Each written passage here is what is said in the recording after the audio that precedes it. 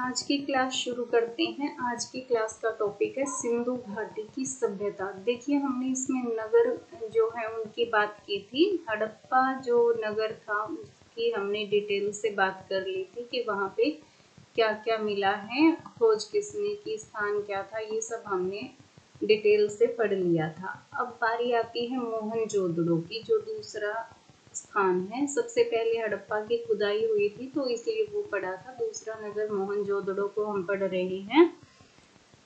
नदी की यदि बात करें तो नदी है सिंधु। सिंधु नदी के तट पर ये बसा है। अब जितने भी नगर सिंधु घाटी की सभ्यता के हैं, ये किसी न किसी नदी के ऊपर बसे हुए हैं, क्योंकि पहले लोग पानी की सुविधा के लिए नदियों के किनारों पर बसते थे। तो सिंधु नदी के किनारे पर जो है मोहनजोदड़ो नगर बसा था। मोहनजोदड़ो जो आपने मूवी देखी होगी उसमें भी देखा होगा कि सिंधु नदी में जैसे बाढ़ आ जाती है, फिर जो मोहनजोदड़ो नगर जो होता है वो डूब जाता है। तो ये सिंधु नदी के तट पे था। स्थान की अगर बात करेंगे तो स्थान जो है लरकाना जिला है। लरकाना जिला पाकिस्तान में है। ये कहाँ है? पाकिस्तान में। पाकिस्तान। खोज की यदि बात करें तो खोज हुई थी 1922 ईस्वी में राखलदास बनर्जी। किसने की थी? राखलदास बनर्जी। राखलदास बनर्जी। हड़प्पा की किसने की थी? दयाराम साहनी ने। और मोहनजोदड़ो की किसने की? राखलदास बनर्जी ने। और किसके निर्देशन में? जॉन मार्शल के निर्देशन में। जॉन मार्शल के निर्देशन में। इसके अर्थ की अगर बात करें तो अर्थ जो है मोहनजोदड़ो का क्या हो जाएगा? मृतकों का टीला। मृतक कौन हो गए भाई? जो मरे हुए लोग हो गए वो। मृतकों का टीला, ये इसका शाब्दिक अर्थ है। मोहनजोदड़ो का शाब्दिक अर्थ है। अब सिंधु सभ्यता का ये सबसे बड़ा नगर था। सबसे, एक मिनट, हाँ, सबसे बड़ा नगर था।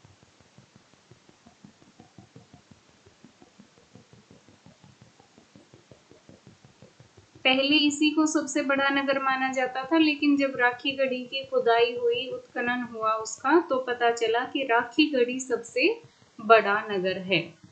राखी गढ़ी जो है वो इससे 3 गुना बड़ा है। तो सबसे बड़ा नगर वर्तमान समय में अगर देखें तो राखी गढ़ी है, और वैसे अगर पहले के समय का देखें तो मोहनजोदड़ो है। यहाँ पर एक स्नानागार मिला है। स्नानागार, जो सार्वजनिक स्नानागार के, जिसमें सब लोग मिलके स्नान करते हो, मतलब किसी फेस्टिवल पे, किसी त्योहार वगैरह पे, तो यहाँ पर लोग जो है सार्वजनिक स्नानागार में स्नान करते थे। अब इसकी लंबाई चौड़ाई देख लेते हैं कितनी थी। तो पहले जो भी माप लिखा जाता है ना, वो ऐसे लिखा जाता है, लंबाई गुना चौड़ाई,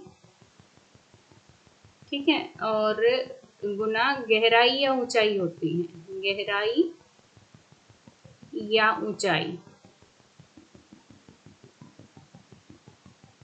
इसमें माप लिखा जाता है हमेशा। तो 39 गुना 23 गुना 8, ये फिट में है। तो इसकी लंबाई ये हो गई, चौड़ाई ये हो गई, गहराई या ऊंचाई की बात करें तो 8 फीट हो गई। और अगर इसे मीटर में देखें, अगर इसे मीटर में देखें तो मीटर में हो गया 11.88 गुना 7.01 गुना 2.43, ये मीटर। अब इसको देखते कैसे हैं? ऐसे देखते हैं। मान लीजिए ये हो गया ऐसे, ये हो गया ऐसे, ऐसे। मान लो यहाँ से ऐसे दिख रहा है ये आपको, ठीक है। आप यहाँ पर खड़े हैं और इसको यदि आप देख रहे हैं तो जैसे ये जो लाइन है ये 39 हो गई, ये भी 39 हो गई, ये 23 हो गई और ये भी 23 हो गई, और जो ये वाली चीज है ये 8 फीट हो गई, यानी कि गहराई कह लो या ऊंचाई कह लो तो ये 8 फीट हो गई। ठीक है, इस तरीके से हो गया। अब इसमें एक अन्नागार भी मिला है, यहाँ पर एक अन्नागार भी मिला है जिसमें अनाज रखते थे, भाई मुसीबत के समय काम आ जाए या फिर अपना स्टोर करके एक बार फसल हुई तो यहाँ पर जो है। और ये मोहनजोदड़ो की सबसे बड़ी इमारत मिली है, सबसे बड़ी इमारत, ये मोहनजोदड़ो की सबसे बड़ी इमारत है अन्नागार। और इसमें क्या क्या मिला है ये और देखते हैं कि मोहनजोदड़ो से हमें और क्या क्या मिला है। तो यहाँ पर या तो प्राप्त वस्तुएं लिख लें या ऐसे लिख लें कि क्या मिला है। अब इसके आगे क्वेश्चन मार्क लगा दें और फिर अपनी जो भी चीजें मिली हैं उनको लिख लें, तो थोड़ा सा इजीली इनको याद कर पाएंगे। तो कुल मोहरों की बात करते हैं कि कुल मोहरें कितनी मिली हैं। कुल मोहरें कितनी मिली हैं, 1200 से 2000, काउंटिंग करेंगे तो 1200 से 2000 के लगभग हमें यहाँ पे मोहरें मिलती हैं। अब और क्या मिला है, एक श्रृंगी बैल मिला है, बैल की मोहर मिली है, एक श्रृंगी बैल, एक सींग वाला, जो देखो मूवी में भी देखा है और वैसे भी मोहर पर भी आपने चित्र में देखा होगा कि एक सींग वाला जो जानवर दिखाया है उसकी जो मोहर मिली है वो। और इसका माप क्या है इन मोहरों का, 2 गुना 2 इंच, ये इसका माप है। और मोहरों में सर्वाधिक किस चीज का अंकन किया गया है, तो मोहरों में सर्वाधिक अंकन पीपल वृक्ष का किया गया है। किसका किया गया है, पीपल वृक्ष का अंकन किया गया है, पीपल वृक्ष। और एक मोहर मिली है पशुपति शिव की, पशुपति शिव की मोहर मिली है। इसमें देखो एक, इसमें पशुपति मोहर में पशुपति शिव जो है, शिव के रूप में जिसे बनाया गया है वो बीच में बैठे हैं ऐसे। अब इनके 2 जानवर तो इस साइड बने हुए हैं, 2 जानवर इधर बने हुए हैं और एक यहाँ बना हुआ है। तो यहाँ वाले जो 2 जानवर हैं वो कौन कौन से हो गए, हाथी और चीता बना है इधर, हाथी और चीता। और जो बीच वाला है सेंटर में क्या बना हुआ है, हिरण बना हुआ है, हिरण, जिस पर ये बैठे हैं जिस आसन पर उसके नीचे क्या बना हुआ है, हिरण बना हुआ है। और इधर क्या बना हुआ है, गेंडा और भैंसा, गेंडा और भैंसा। ये कहाँ पर है, राष्ट्रीय संग्रहालय, राष्ट्रीय संग्रहालय नई दिल्ली में है भाई, नई दिल्ली। ठीक है। अब नर्तकी की एक मूर्ति मिली है, एक मूर्ति मिली है नर्तकी की, एक मिनट,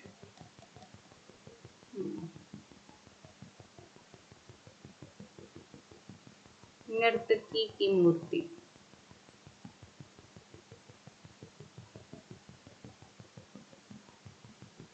ये बनी है, अगले पेज पर बताती हूँ इसको अच्छे से। नर्तकी की मूर्ति की जब बात करते हैं तो नर्तकी की जो मूर्ति है ये कांसे में बनी हुई है, कांस्य प्रतिमा है जो मधुचिष्ट विधि से बनी है। मधुचिष्ट विधि कौन सी हो गई? Lost wax process. Lost wax process में बनी हुई है ये, जिसमें कि मिट्टी से साँचा बनाया जाता है और उसमें जो वैक्स से साँचा बनाया जाता है और जो है उसमें धातु पिघला करके डाल दी जाती है, तो जितना स्पेस मतलब चाहिए होता है उतना मोम पिघल कर निकल जाता है और वो मोम वाली जगह जो है वो धातु ले लेती है। तो इस तरीके से मधुचिष्ट विधि जो है उसका प्रयोग किया जाता था। लॉस्ट वैक्स प्रोसेस इसको इंग्लिश में बोलते हैं। और ये जो मूर्ति है ये प्रोटो ऑस्ट्रेलाइट प्रजाति की है। मतलब अपने इंडिया में तो इस तरह के लोग नहीं दिखते थे, लेकिन इसको जो है उसी जो इसकी बनावट है वो प्रोटो ऑस्ट्रेलियाइट प्रजाति की दिखती है। इसकी मुद्रा की यदि बात करें तो त्रिभंग मुद्रा में है। त्रिभंग मुद्रा होती है जिसमें 3 मोड़ हों। खड़े होने का स्टाइल जो होता है वो त्रिभंग होता है। जैसे भगवान श्री कृष्ण खड़े होते हैं ना, उसी मुद्रा में, उसी तरीके से ये खड़ी हुई है, तो त्रिभंग मुद्रा है। HR दुर्ग टीले से ये प्राप्त हुई है। HR दुर्ग टीला जो हड़प्पा में भी हमने बात की थी और मोहनजोदड़ो में भी, ठीक है। तो HR दुर्ग टीला है उससे मिली है। केश जो है इसके बालों की अगर बात करें तो लंबे बाल हैं जो जूड़े में बंधे हुए दिखाए गए हैं पीछे की तरफ। बाईं भुजा में चूड़ियां हैं। बाईं भुजा में काफी सारी चूड़ियां पहनी हुई हैं। कोड़ियों से बना हुआ हार है। कोड़ी देखी होंगी ना, तो हार इसका ऐसे है, 3 कोड़ियां ऐसे हैं, तो गले में 3 कोड़ियों वाला हार है। इसके साइज की यदि बात करें तो 10.5 सेंटीमीटर है और 4.1 इंच है। अभी इसमें इम्पोर्टेंट क्या था भाई, एक तो इसका साइज बिल्कुल याद कर लो, साइज जो है एग्जाम में पूछा जाता है। इसकी मुद्रा जो है वो पूछी जाती है। कई एक बार ये चूड़ियों वाला भी पूछा था कि कौन सी भुजा में चूड़ियां हैं, और इसका प्रोसेस पूछा जाता है कि ये किस विधि से बनी हुई है। तो इसमें ये जो क्वेश्चन है ये बनते हैं और ये इम्पोर्टेंट है। और ये कहाँ से मिली है? तो मोहनजोदड़ो से मिली है, मोहनजोदड़ो से। और ये भी पूछा गया है बहुत बार कि ये कौन सी धातु से बनी है, तो ये काश्य प्रतिमा है। तो इससे जो इससे रिलेटेड इम्पोर्टेंट क्वेश्चन थे वो मैंने आपको बता दिए। जहाँ जहाँ इम्पोर्टेंट की बात होगी मैं आप लोगों को बता दूंगी कि क्या क्या इम्पोर्टेंट है। अब बात करते हैं दाढ़ी वाले पुजारी की प्रतिमा के बारे में। तो दाढ़ी वाले जो पुजारी की प्रतिमा है उसे पृष्ठ किंग के नाम से भी जाना जाता है, पृष्ठ किंग, ठीक है। अब सेलखड़ी पत्थर जो है उससे ये बनी हुई है, सेलखड़ी पत्थर से बनी हुई है। आवक्ष प्रतिमा है। अब आवक्ष प्रतिमा कैसी होती है? जिसमें कि सिर्फ ऊपर का एरिया बनाया गया हो, यानी कि सिर्फ यहाँ तक, कंधों तक का, मतलब कंधों से थोड़ा नीचे तक का कोई भी मूर्ति बनाई गई हो तो इसको आवक्ष प्रतिमा ही बोलते हैं, ठीक है। दृष्टि नासाग्र मुद्रा है, यानी कि दोनों आंखों से जैसे नाक की तरफ देखते हैं ना, ऐसे आगे की तरफ, यानी कि आंखें झुकी हो और नाक की तरफ देखा जाए तो दृष्टि नासागर मुद्रा, आंखें झुकी हुई नाक की तरफ देखती हुई दृष्टि नासागर मुद्रा होगी। सुमेरियन प्रभाव बताया गया है इस पर कि इसको बनाने में सुमेरियन प्रभाव, यानी कि जैसे वहां की मूर्तियां बनती थी उसी तरह की यहाँ पर बनी हुई है, उसका प्रभाव दिखता है इसमें। अब बाएं कंधे पर इसने शॉल ओढ़ा हुआ है जिस पर त्रिफूलिया अलंकरण है। त्रिफूलिया यानी कि 3 फूलों का अलंकरण है, 3 फूल एक साथ बना दिए गए हो जैसे इस तरह से। और साइज की यदि बात करें तो 17.5 सेंटीमीटर है, 6.9 इंच में है। और ये राष्ट्रीय संग्रहालय नई दिल्ली में नहीं है, ये राष्ट्रीय संग्रहालय कराची में है, ये गलत लिखा गया। राष्ट्रीय संग्रहालय जो कराची है ना पाकिस्तान में, क्योंकि सिर्फ यही मूर्ति है जो कराची में है, पाकिस्तान में है, बाकी सारी राष्ट्रीय संग्रहालय नई दिल्ली में है, पाकिस्तान में है। इसे याद रखेंगे, राष्ट्रीय संग्रहालय कराची पाकिस्तान में है ये, बाकी सब राष्ट्रीय संग्रहालय नई दिल्ली में है। तो इससे इम्पोर्टेंट क्वेश्चन कौन कौन से बनते हैं भाई? एक तो ये प्रेस्ट किंग बोलते हैं इसको, एक ये सेलखड़ी पत्थर में बनी, इसका साइज पूछा जाता है, त्रिफूल या अलंकरण भी पूछा जाता है।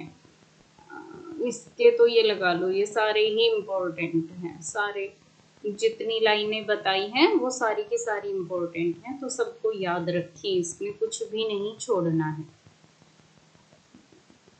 अब देखिए, प्राप्त अवशेष कह लीजिए, सामग्री, मूर्ति या मोहर, कुछ भी जो हमें प्राप्त हुआ है मोहनजोदड़ो से, उनमें क्या क्या चीजें शामिल हैं। देखो, इसको एक स्टोरी के थ्रू भी याद कर सकते हैं और वैसे भी, तो पहले वैसे देख लेते हैं, फिर थोड़ी सी मैं स्टोरी बता दूंगी ताकि आप लोगों को याद हो जाए।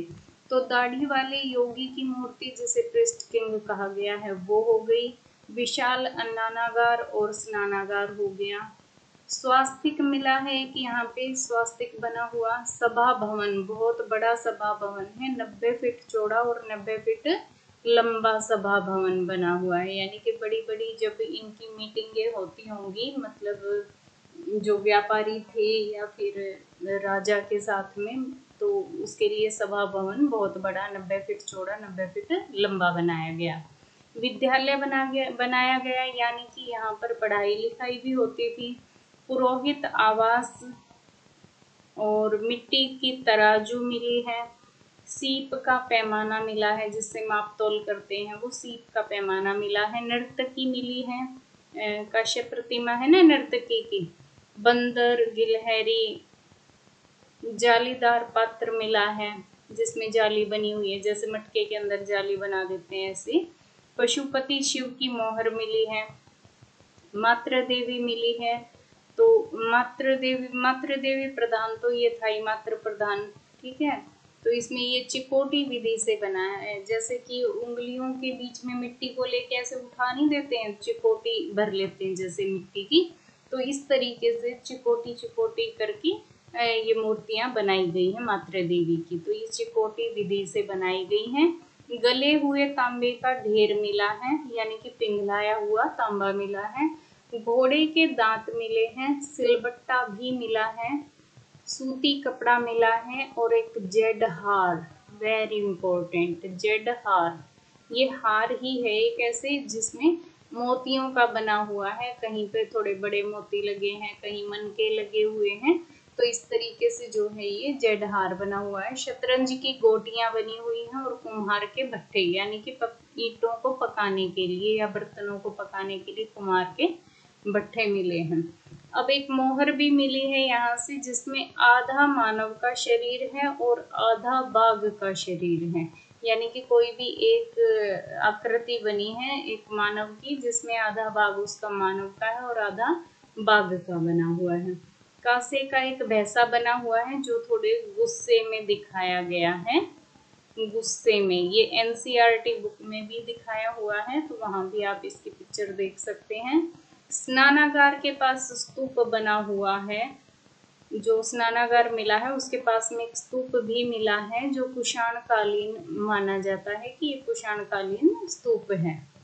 अब इसको एक स्टोरी के थ्रू कैसे देखेंगे भाई? मान लीजिए एक योगी है, दाढ़ी वाले योगी को हम एक योगी मान लेते हैं, तो योगी था, बहुत धनवान था, उसके पास अनानागार स्नानागार सब कुछ था, स्वास्तिक की वो पूजा करता था, सभा भवन में वो लोगों को बुलाता था, दान दक्षिणा करता था, उसने विद्यालय भी खोले हुए थे, उसका खुद का आवास भी था रहने के लिए, और वो जो है मिट्टी की तराजू में जो है तोल तोल के सीप के पैमाने के साथ लोगों में जो है धन संपदा बांटता था, और किस तरह से दुखी होकर के नहीं, नाच करके, ठीक है, नाचते गाते, मतलब वो सारा धन जो है गरीबों में जनता में बांटता था।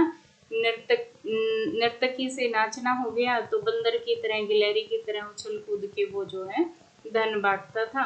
जालीदार पात्र रखता था अपने पास, पशुपति शिव की पूजा करता था, मातृ देवी की पूजा करता था और तांबे की चीजें जो है उनका दान करता था। तो इस तरीके से पूरी एक स्टोरी क्रिएट करके अगर हम इसको याद करेंगे तो ये बहुत इजीली याद हो जाएगा, इसमें कोई बड़ी बात नहीं है, सारी चीजें याद हो जाएंगी। अब जो इम्पोर्टेंट है वो देख लीजिए, इसमें जो एग्जाम में पूछे जा चुके हैं। तो दाढ़ी वाले योगी की मूर्ति पूछी जा चुकी है, विशाल अन्नागार और स्नानागार के बारे में ये पूछा जा चुका है, भाई ये कहाँ मिले थे, तो ये मिले थे मोहनजोदड़ो में, तो ये मोहनजोदड़ो में मिले थे। और इसमें और क्या पूछा गया है, पुरोहित आवास, नर्तकी पूछी गई है, जालीदार पात्र भी पूछा गया है, पशुपति शिव की मोहर भी पूछी जा चुकी है, मातृ देवी भी पूछी जा चुकी है और इसकी विधि भी पूछी जा चुकी है। और जेड हार भी पूछा जा चुका है। तो ये कासे का भैंसा, ये भी क्वेश्चन देखा गया है। और ये भी इम्पोर्टेंट है भाई, वेरी इम्पोर्टेंट है ये, तो इसे भी याद रखेंगे। अब लोथल की बात करें तो लोथल से क्या क्या मिला है भाई, लोथल के बारे में पूरी जानकारी ले लेते हैं। लोथल का क्या अर्थ है, प्रेतों का टीला या मुर्दों का नगर बोला गया है इसे, इसका शाब्दिक अर्थ है प्रेतों का टीला या मुर्दों का नगर। ये है एक बंदरगाह थी जो लोथल, क्योंकि ये गुजरात में है, स्थिति क्या है भाई इसकी, गुजरात में है, गुजरात में जो है इसकी स्थिति है। नदी भोगवा नदी है,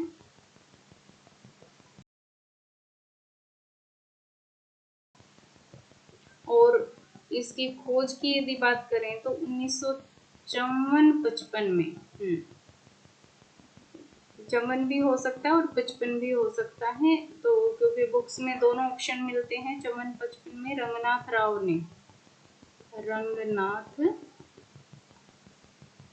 राव ने इसकी खोज की थी। अब यहाँ से क्या क्या इम्पोर्टेंट क्वेश्चन बनते हैं, यहाँ से फारस की मोहरें मिली हैं, जिससे पता चलता है कि हमारे यहाँ का सिंधु घाटी सभ्यता का पश्चिमी एशिया से व्यापारिक संबंध था, भाई वहां से व्यापार होता था, इसीलिए वहां की मोहरें जो हैं लोथल से प्राप्त हुई हैं। अब यहाँ से और क्या मिला है, तांबे, सोने और शंख पर काम करने वाले लोगों का कारखाना मिला है, यानी कि तांबे पर भी काम होता था, सोने पर भी और शंख पर भी। अब सभी नगरों के दरवाजे यदि बात करें तो ये इम्पोर्टेंट है ये वाला क्वेश्चन, कि सभी नगरों के दरवाजे मुख्य मार्ग से पीछे की तरफ खुलते थे। जो मुख्य राजमार्ग था जो बहुत चौड़ा होता था, उससे पीछे की साइड यानी कि गलियों में दरवाजे खुलते थे हड़प्पा सभ्यता के सभी नगरों के। लेकिन लोथल एक ऐसा शहर था जिसके दरवाजे मुख्य मार्ग की तरफ ही खुलते थे, तो ये याद रखेंगे। अब मृद भांड यानी कि मिट्टी से बने हुए बर्तन, मृद भांड पर एक चित्र मिला है जो पंचतंत्र की कहानी धूर्त लोमड़ी का चित्र है, धूर्त लोमड़ी।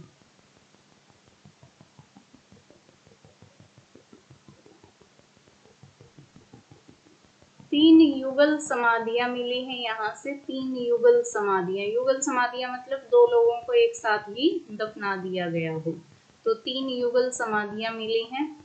बंदरगाह तो ये था ही, ठीक है। बंदरगाह का मतलब क्या होता है भाई, किसी को ना पता हो तो व्यापार के लिए जहाँ पे जहाज आते जाते रहते हैं, तो ये गुजरात के किनारे पर था, इसलिए यहाँ पर जहाजों का नाव से आना जाना, दूसरे देश के लोग आते जाते थे और जो है यहाँ व्यापार करते थे, तो ये एक बंदरगाह था। तांबे का हंस मिला है यहाँ से, क्योंकि तांबे का काम यहाँ पे कारखाने भी मिले हैं ना, तांबे के कारखाने, तो तांबे का हंस मिला है, खरगोश मिला है, कुत्ता मिला है और बैल मिला है, ये सभी तांबे के बने हुए मिले हैं। नाव बनाने का कारखाना भी मिला है, भाई बंदरगाह था तो यहाँ पर नाव भी बनती थी। शतरंज बोर्ड भी मिला है यहाँ पर, शतरंज बोर्ड। मिट्टी का घोड़ा मिला है, जैसे खिलौने बना देते थे, ऐसे मिट्टी का घोड़ा मिला है। चावल के साक्ष्य मिले हैं और आटा चक्की के भी साक्ष्य मिले हैं। मनके बनाने का कारखाना भी यहाँ पर था। सोने के दाने मिले हैं। अग्नि वेदिका भी मिली है। कलश पर चित्रित गोरैया मिली है। पत्थर के बाट मिले हैं जिनसे तोला जाता था कोई भी सामान। एक दिशा सूचक मिला है। एक बेलनाकार मोहर, एक नहीं मतलब कई बेलनाकार मोहरें मिली हैं, जो कहाँ से थे? फारस से थी, जो एशिया से, पश्चिम एशिया से व्यापारिक संबंध को दर्शाती थी। इसको एक स्टोरी के अंतर्गत याद कर सकते हैं, जैसे कि हमने मोहनजोदड़ो के चित्रों और जो वहाँ से सामग्री मिली है उसको हमने एक स्टोरी के थ्रू याद किया। तो इसी तरह से इसकी भी कोई भी आप अपनी तरफ से भी स्टोरी ऐड कर सकते हैं, मैं भी बता दूंगी। तो 3 युगल समाधियां भी 3 लोग थे जो एक बंदरगाह पर गए। वहां पर जो है उन्होंने अपने द्वारा बनाए हुए तांबे का हंस, खरगोश, कुत्ता और बैल जो है वहाँ के लोगों को दिखाए, और उन्हें ये दिखाने के बाद कहाँ काम मिल गया? नाव बनाने के कारखाने में उनको काम मिल गया। फिर उन्होंने वहाँ पर कुछ नए काम सीखे, जैसे शतरंज बोर्ड बनाना, मिट्टी का घोड़ा बनाना। अब जो है भाई उन्होंने जो है इसके साथ में एक नया काम शुरू कर लिया कि चावल को लेके आटा पीसने लग गए, आटा चक्की का काम शुरू कर लिया। फिर जो उन्होंने कुछ लोगों को और अपने साथ मिला लिया, तो मनके बनाने का कारखाना भी खोल दिया। अब मनके बनेंगे तो वहां पर सोने का काम भी होगा, तो सोने के दानों को अग्नि वेदिका में पिघलाकर जो है आभूषण बनाने शुरू कर दिए। कलश पर चित्रित गोरैया ये थोड़ा अलग से याद कर लेना। ये पत्थर के बाट, दिशा सूचक, बेलनाकार मोहर, मतलब ये थोड़ा सा अलग, या अपनी स्टोरी के अकॉर्डिंग अगर कनेक्ट कर सकते हो तो उसके अकॉर्डिंग कनेक्ट करके इसे पढ़ सकते हो। अब कुछ छोटे छोटे रह गए हैं नगर इनके, बाकी जो थोड़ा डिटेल में थे वो अपने कंप्लीट हो चुके हैं। तो बाकी छोटे छोटे नगर रह गए हैं जिनमें मतलब ज़्यादा डिटेल नहीं है, तो वो अगली क्लास में कंप्लीट हो जाएंगे हमारे। तो आज की क्लास जो है हमारी यहीं कंप्लीट होती है। अगली क्लास में सिंधु घाटी की सभ्यता के बचे हुए स्थान जो है हम कंप्लीट कर लेंगे और हमारा ये टॉपिक खत्म हो जाएगा। तो तब तक के लिए धन्यवाद।